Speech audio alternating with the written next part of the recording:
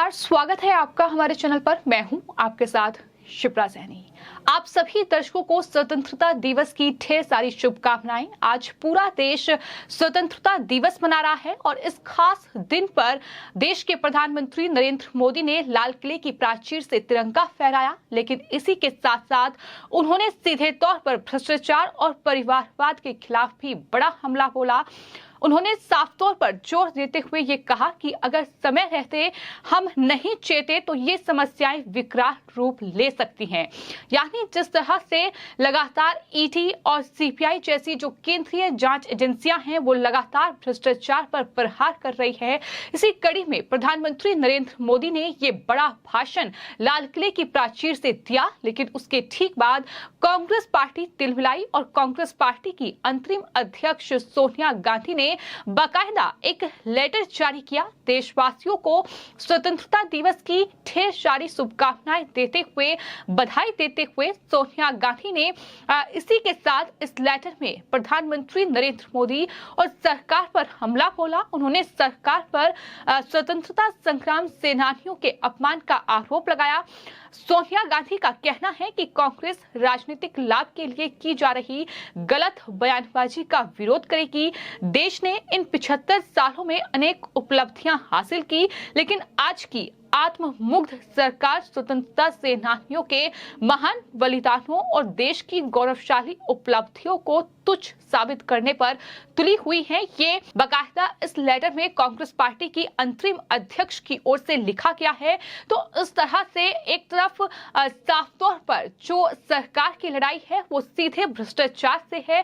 प्रधानमंत्री नरेंद्र मोदी ने इस दौरान किसी का नाम नहीं लिया, ना ही उन्होंने कांग्रेस पार्टी का जिक्र किया और ना ही उन्होंने बाकी किसी राज्य में जो लगातार भ्रष्टाचार पर प्रहार केंद्रीय जांच एजेंसियां कर रही हैं, फिर चाहे बात बंगाल की की जाए, फिर चाहे बात महाराष्ट्र की की जाए, उन्होंने बिना किसी का नाम लिए सीधा हमला भ्रष्टाचार पर बोला। लेकिन कांग्रेस पार्टी की बौखलाहट इस तरीके से सामने आई कि सोनिया गांधी ने देशवासियों को स्वतंत्रता दिवस की बधाई देते हुए इस तरह से सरकार को घेरा और मौजूदा सरकार पर स्वतंत्रता सेनानियों के महान बलिदानों और देश की गौरवशाली उपलब्धियों को महत्वहीन साबित करने पर अड़ी हुई है। इसे स्वीकार नहीं किया जा सकता।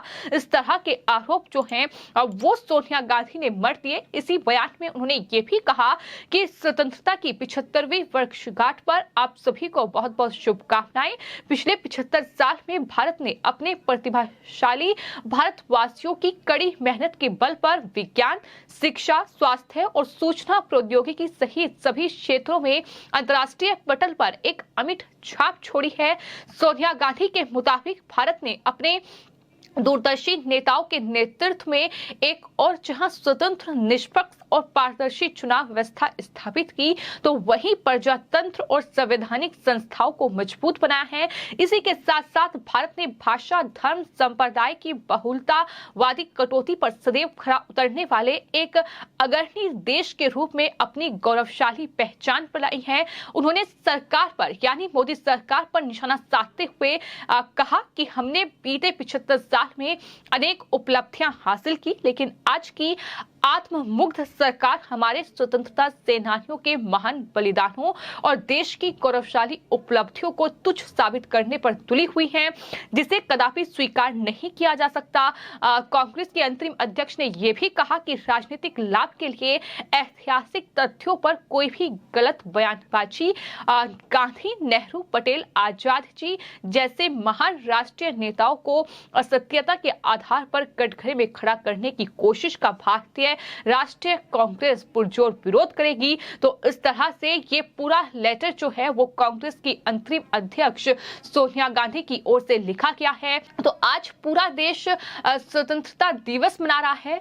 हर घर, हर जगह तिरंगा लहराया जा रहा है, लेकिन राजनीतिक पार्टियां अभी भी इस पर राजनीति करने से बाज नहीं आ रही है। आज प्रधानमंत्री नरेंद्र मोदी ने लाल किले की प्राचीर से तिरंगा फहराया, लेकिन इसी दौरान उन्होंने साफ तौर पर यह कहा कि अगर समय रहते हम नहीं चेते तो ये समस्याएं विकराल रूप ले सकती हैं। यानी जिस तरह से भ्रष्टाचार और परिवारवाद देश में फैल रहा है और इसका खामियाजा लगातार देश को भुगतना पड़ रहा है, है। मनी लॉन्ड्रिंग, करप्शन के खिलाफ ईडी और अन्य जो जांच एजेंसियां हैं उनकी कार्रवाई के बीच प्रधानमंत्री नरेंद्र मोदी ने लाल किले की प्राचीर से ये बेहद महत्वपूर्ण भाषण दिया है और साफ तौर पर ये कहा है कि करप्शन के खिलाफ निर्णायक लड़ाई, भ्रष्टाचार और परिवारवाद के खिलाफ जनमन में नफरत का आह्वान बहुत मायने रखता है।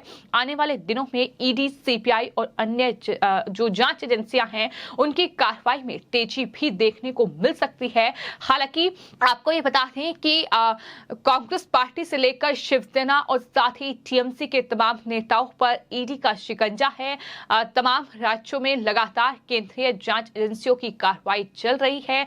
बात अगर कांग्रेस पार्टी की ही की जाए तो कांग्रेस पार्टी की अंतरिम अध्यक्ष सोनिया गांधी, पूर्व अध्यक्ष Rahul Gandhi national Herald case में ईडी की रडार पर है।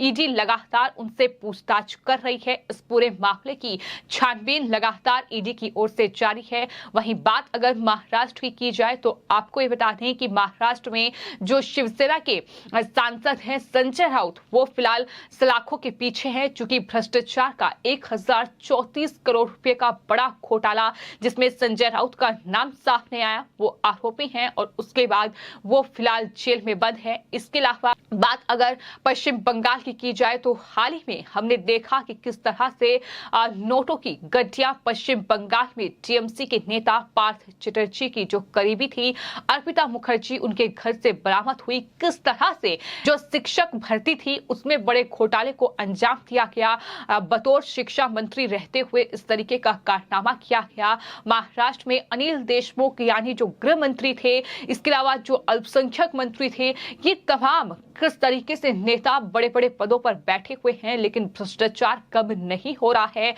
किस तरह से गरीबों का पैसा लूटा जा रहा है, गरीबों को बेघर किया जा रहा है, ये तमाम तस्वीरें लगातार केंद्रीय जांच एजेंसियों की जो कार्रवाई चल रही है उसमें निकलकर सामने आ रही है। और यही वजह है कि जब प्रधानमंत्री ने लाल किले की प्राचीर से ये कहा कि अनेक चुनौतियां देश के सामने हैं, मुसीबतें हैं, मर्यादाएं हैं, हम इसे कम नहीं आंक सकते, लेकिन उन्होंने कहा कि दो विषयों पर चर्चा जरूरी है और मैं मानता हूं कि हमारी इन सभी चुनौतियों साथ ही बीमारियों के कारण इस 25 साल के अमृतकाल में अगर हम समय रहते नहीं चेते तो ये तमाम चीजें विकराल रूप ले सकती हैं। एक है भ्रष्टाचार और दूसरा है भाई भतीजावाद यानी परिवारवाद।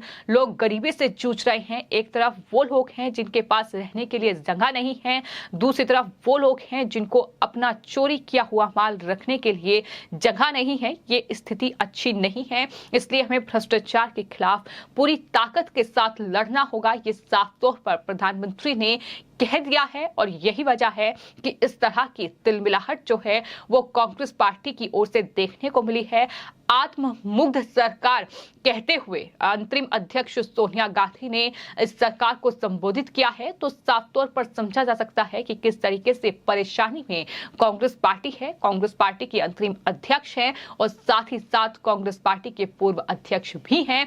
यही वजह है कि आज जब पूरा देश स्वतंत्रता दिवस मना रहा है, जब प्रधानमंत्री ने ये साफ कहा है कि भ्रष्टाचार और साथ ही परिवारवाद के खिलाफ जो लड़ाई होगी वो और तेज होगी, तो पेट में दर्द कांग्रेस पार्टी को हो रहा है, क्योंकि कांग्रेस पार्टी के कई नेता फिलहाल केंद्रीय जांच एजेंसियों की रडार पर हैं, वो भी भ्रष्टाचार के मामले में। फिलहाल आपकी इस पूरे मामले पर क्या राय है, हमें कमेंट बॉक्स में जरूर लिखें और चैनल को सब्सक्राइब करें। धन्यवाद।